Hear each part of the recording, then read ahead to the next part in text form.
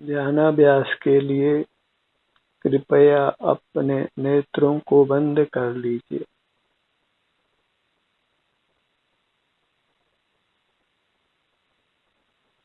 अपना समय अपने आप को दीजिए। अपने आभ्यंतर अमूर्त शरीर को, जीव का एक ही दोष है कि वह अपना समय अपने को नहीं देता है, अपने दिव्य शरीर को नहीं देता है। अपना लगभग सारा समय बाहर की दुनिया को देता है, बाहर की दुनिया से ही सुख होना मानता है, जबकि सुख का स्रोत एकमात्र उसका अपना दिव्य शरीर है। सारा जीवन अपने दिव्य शरीर के आश्रित है।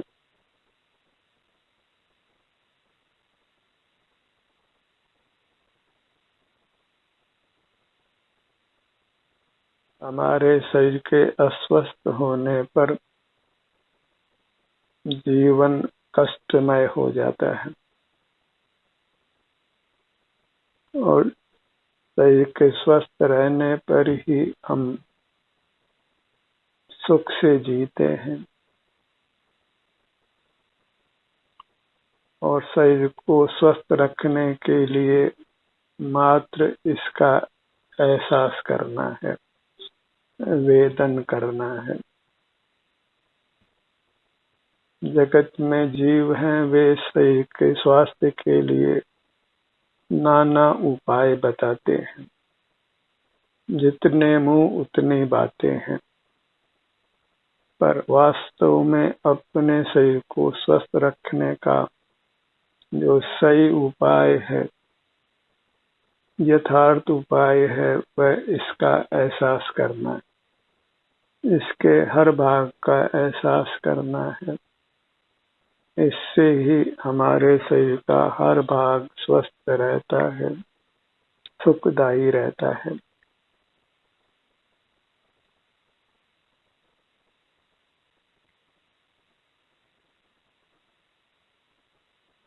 जहाँ पराश्रय है वहाँ दुख है, क्योंकि पराश्रय से ही हम अस्वस्थ रहते हैं, दुखी रहते हैं। स्वाश्रय से ही हम स्वस्थ रहते हैं और सुखी रहते हैं। बाल गोपाल सबको सिर से पैर तक अपना शरीर अनुभव में आता है, तथापि वे अपने से युक्त नहीं रहकर बाह्य जगत से युक्त रहते हैं। इसी हेतु से वे संसार में नाना दुख भोगते हैं। बाह्य जगत के सन्मुख रहना ही पराधीन रहना है, पराश्रित रहना है।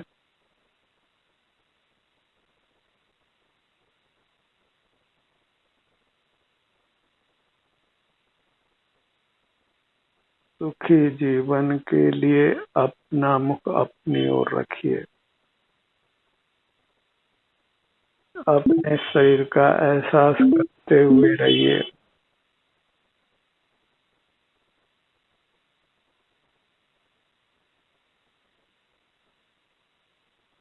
बंद नेत्रों से सिर से पांव तक आपको अपने अमूर्त शरीर का एहसास होता है, अपना एहसास होता है, और वह एहसास ही एकमात्र सुख का कारण है, उत्तम स्वास्थ्य की प्राप्ति का कारण है।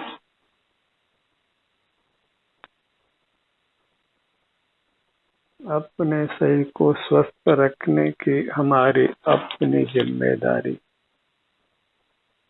और उसके लिए किसी बाह्य पदार्थ का सेवन करने की आवश्यकता नहीं है, पर का आश्रय करने की आवश्यकता नहीं है। हमें अपने शरीर को शरीर का एहसास करके ही स्वस्थ रखना है।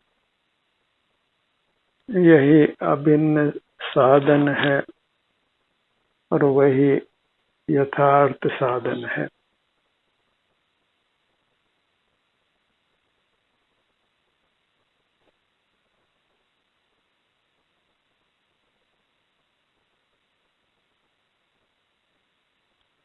अपनी मुद्रा को लक्ष्य में रखिए। इसके हर भाग का एहसास करना है, हर भाग को स्वस्थ रखना है, तभी आपका जीवन सुखमय हो सकता है। क्योंकि जीवन के लिए आवश्यक है कि हमारा हर भाग स्वस्थ रहे, छोटे से छोटा भाग भी स्वस्थ रहे। छोटे से भाग में भी असह्य पीड़ा हो सकती है और उसके अस्वस्थ रहने पर हमारा सारा जीवन अस्त व्यस्त हो सकता है।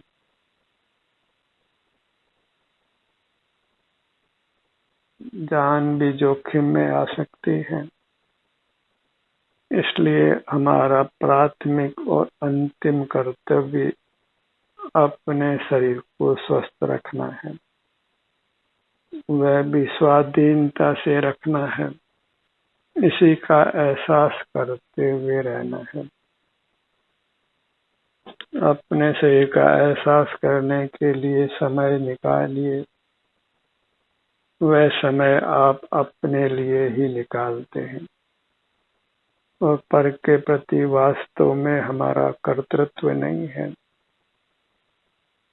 यदि पर को सुखी रखना संभव होता तो परमात्मा सब जीवों को सुखी कर देते, पर हर जीव को सुखी होने के लिए स्वयं ही प्रयत्नशील होना होता है।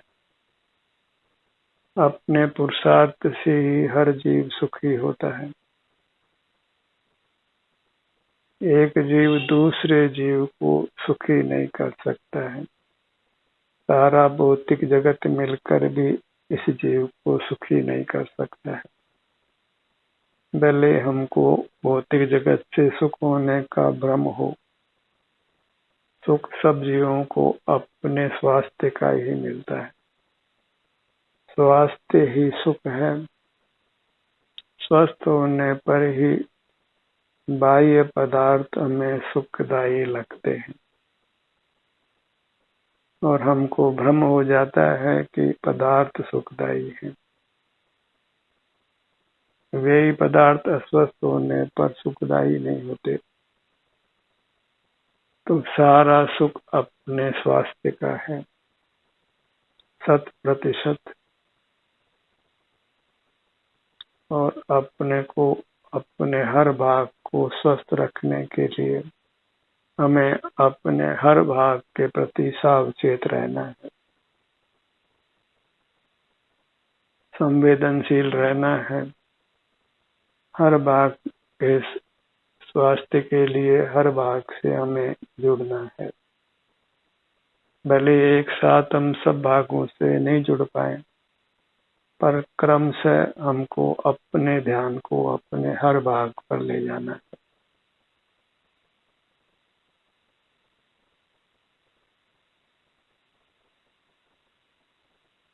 अपनी पूरी काया में विचरण करना है, विहार करना है। हर भाग के स्वास्थ्य की स्थिति को अनुभव में लेकर हर भाग को स्वस्थ रखना है।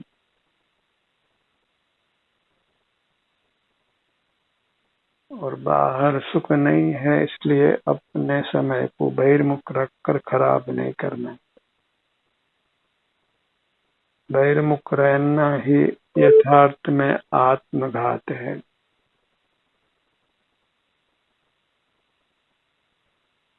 क्योंकि बहिर्मुख रहने से हमारा स्वास्थ्य नष्ट होता है और स्वास्थ्य की रक्षा करना ही वास्तव में धर्म है। भले ही लोक में धर्म की नाना परिभाषाएं की जाती हो, पर वास्तविक धर्म अपने स्वास्थ्य की रक्षा करना है, और वह भी स्वाधीनता से, अपने आश्रय से, अपने शरीर के अनुभव संवेदन से, अभिन्न साधन से, शरीर को शरीर के आश्रय से ही स्वस्थ रखना है, जो अत्यंत स्वाधीन है। न किसी धन की आवश्यकता है, न किसी जन की आवश्यकता है।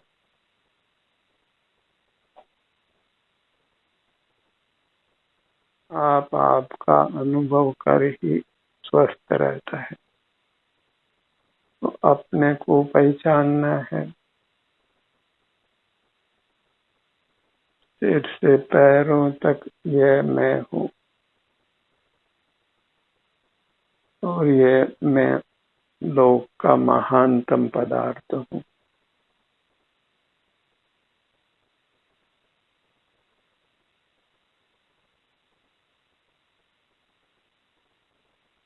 अपनी महिमा आने पर ही जीव अपने में लीन होता है। जिस किसी पदार्थ की महिमा होती है, जीव उसके सन्मुख होता है। और बाहर में तो जड़ पदार्थ ही ज्ञात होते हैं।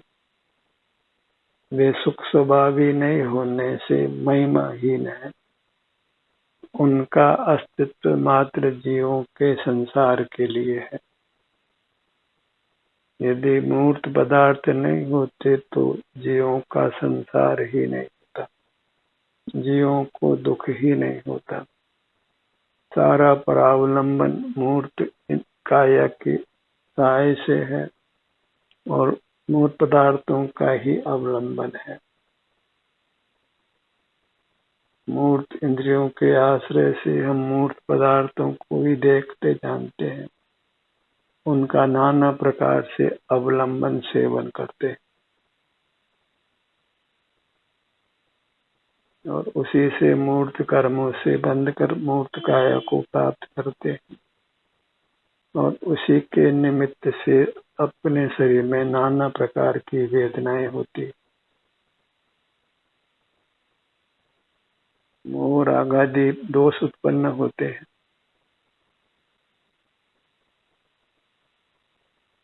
और जब हम अंतर्दृष्टि करके अपने शरीर का एहसास करते हुए रहते हैं, तो मूर्त इंद्रियों का भी अवलंबन नहीं है, बाहर के मूर्त पदार्थों का अवलंबन भी नहीं है, और राग आदि दोष भी नहीं है। ये दिव्य जीव फिर प्रकट दिव्य होता है। सुख स्वभावी यह जीव फिर सतत सुख का ही अनुभव करता है।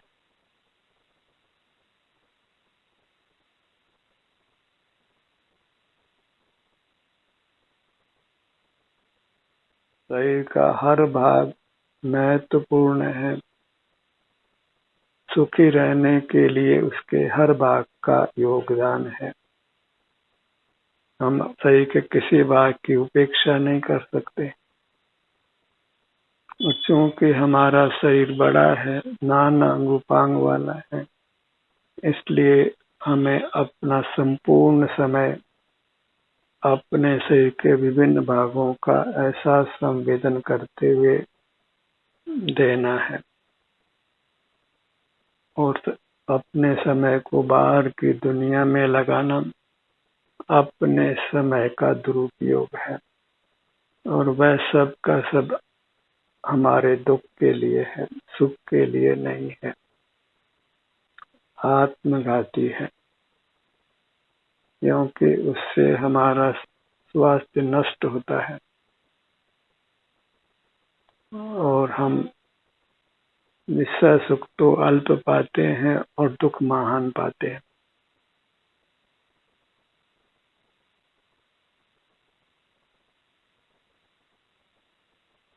सिर से पांव तक ही अपने विभिन्न भागों पर अपने ध्यान को ले जाकर हर भाग को स्वस्थ रखना है और उसी से हमारा जीवन सुख से व्यतीत होता है।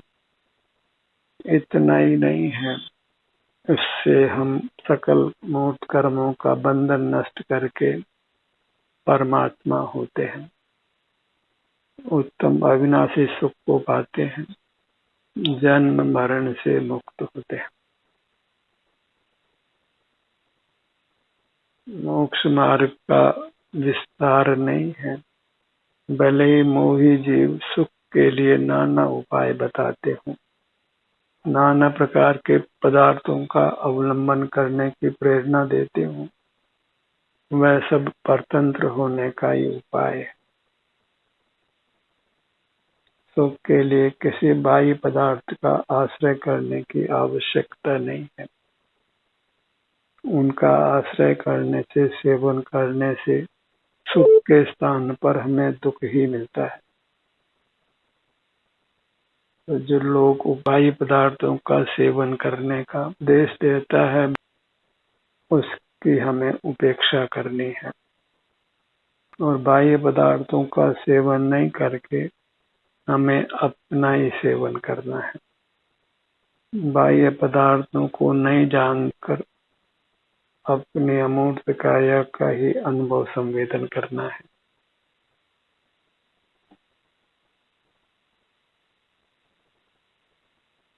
और जब हमको अपने स्वानुभव की उपादेयता भाषित हो जाती है, उसकी श्रद्धा हो जाती है, तो फिर स्वतः ही हम अंतर्मुख रहने लगते हैं। जहाँ हित बुद्धि होती है, वहाँ सहज ही प्रयत्न होता है।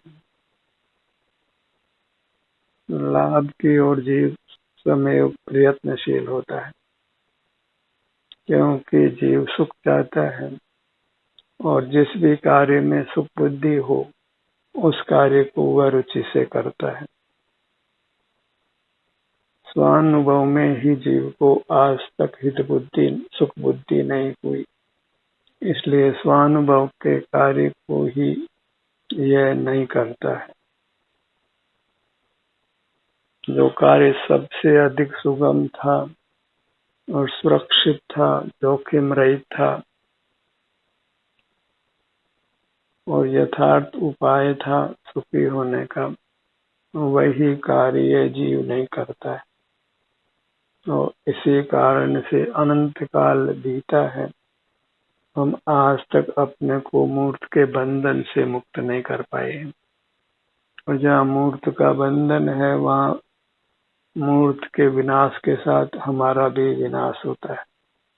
इस मूर्त काया के घसीटे जाने पर हम भी घसीटे जाते हैं। इस मूर्त काया में छेद करने पर हमारे भी छेद होता है। मूर्त काया के घात करने पर हमारा भी घात होता है। इस प्रकार मूर्त काया के साथ हमारा संबंध है।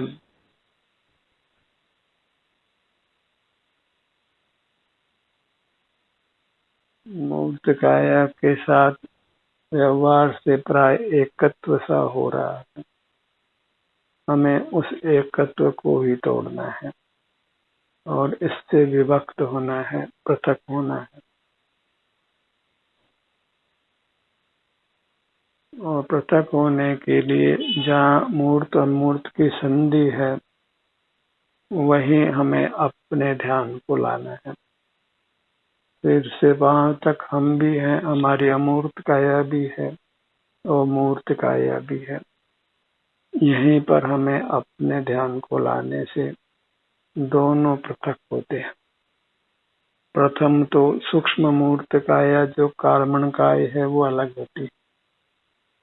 फिर आयु पूरी होने पर स्थूल मूर्त काया अलग होती है और सूक्ष्म कार्मण काया जब पूरी तरह अलग हो जाती है, तो फिर हमारा पुनर्जन्म नहीं होता है, मरण भी नहीं होता है, निर्वाण होता है।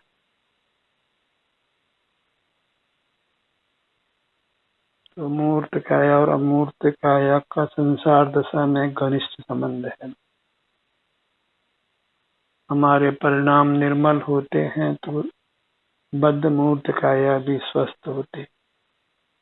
हम अपने में स्थित होते हैं, स्वस्थ होते हैं, तो मूर्त काया भी स्वस्थ हो जाती। और हम बहिर्मुख रहते हैं तो मूर्त काया भी अस्वस्थ हो जाती। बहिर्मुख रहे फिर शरीर को स्वस्थ रखने के लिए और अन्य नाना उपाय करें, नाना औषधियों का, रसायनों का सेवन करें, तो भी हम अस्वस्थ ही रहते हैं, सुख को प्राप्त नहीं होते। भिन्न साधन जो पर हैं उनके अधीन स्वास्थ्य की प्राप्ति कदापि नहीं है। और कदाचित प्राप्त स्वास्थ्य होता है तो वह हमारे कर्मों की स्थिति मंद होने से ही होता है। और कर्मों का तीव्र विपाक हो तो न औषधि काम करती है, न फिर रसायन काम करता है, और फिर मरण तक हो जाता है। और कर्म को बलवान नहीं होने के लिए, निर्बल करने के लिए, नष्ट करने के लिए जो सूक्ष्म मूर्त कर्म का दूसरा भाई स्थूल मूर्त पदार्थ हैं, उनसे हमें अपने आप को छुड़ाना होता है और अपनी अमूर्त काया का ही अवलंबन लेना होता है, और उसी से हमें सकल सुख की प्राप्ति होती है।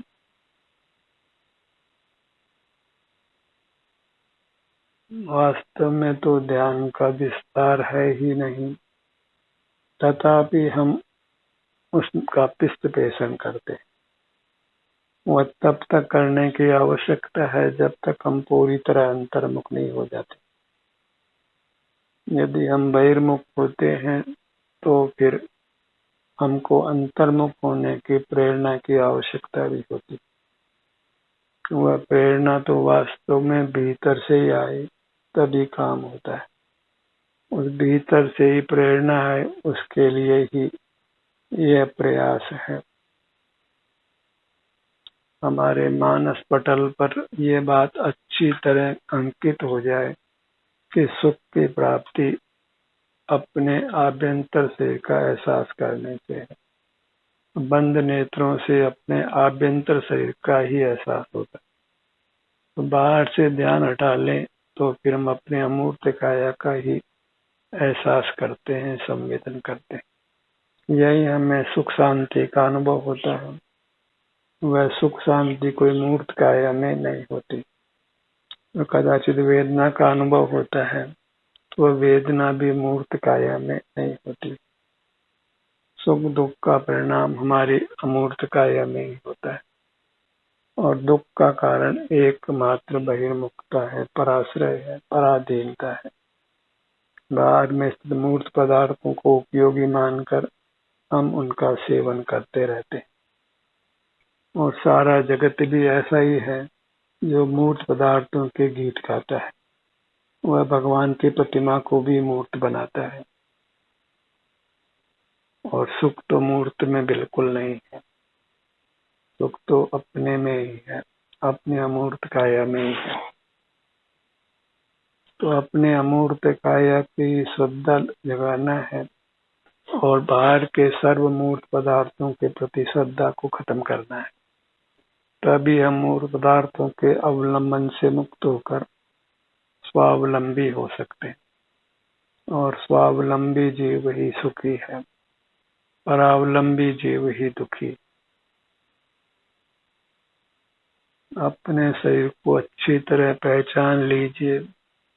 मूर्त शरीर के बराबर ही हमारा अमूर्त शरीर है, और वह बाहर से दृष्टि हटाने पर, इंद्रिय द्वारों को बंद करने पर हमारा अमूर्त शरीर ही हमारे अनुभव में आता है।